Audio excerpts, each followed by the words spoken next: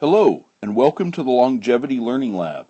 Today, we're going to take a look at the 5 basic weld joints that make up much of what we weld in our industry. So the first of the 5 basic weld joints is something that's called a butt joint. And a butt joint looks something like this. It's generally going to be made up of a couple of pieces of material that are placed side by side.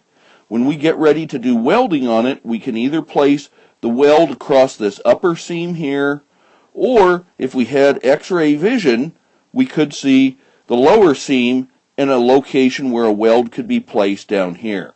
So once again, this is the first of the 5 basic weld joints, and this is what we commonly refer to as a butt joint, and what we've illustrated here is specifically called a square butt joint.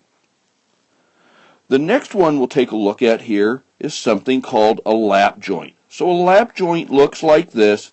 It's made up of 2 parts that are overlapping each other. The 2 parts themselves sit one on top of the other, and then a fillet weld is placed in the joint between the 2 parts here, either on this upper surface here or on this lower surface right here.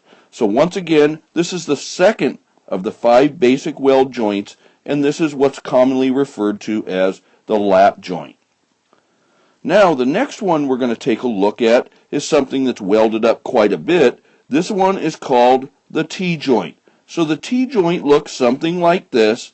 It's made up of 2 parts that are placed on top of each other at 90 degrees, and then just similarly to like the lap joint, a fillet weld can be placed right in here at this joint between the 2 components. And once again, we can come over on this other side and we can add welds over there as well.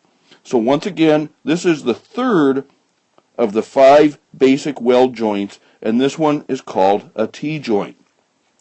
The next one we're going to take a peek at here is what's called a corner joint. So a corner joint looks something like this, and there's a couple of variations on a corner joint, but today we're just going to talk about one that looks like this. So this is what's commonly referred to as a open corner. So the 2 parts intersect either usually just about 90 degrees or something like that. And then we either have the option to come in here and place a fillet weld right in here, and a lot of times we have to come back and we have to grind that weld off and radius it over. Or if we want to, we can also come and add reinforcement inside this inner edge here as well. So just remember, this is what's commonly referred to as the corner joint, the 4th of the 5 basic weld joints. Now we're going to take a look at the last one. So the last one is usually made up of a couple of pieces of plate that have been placed next to each other, side by side, and then we're tasked with welding up the joint or the groove between the 2 connections.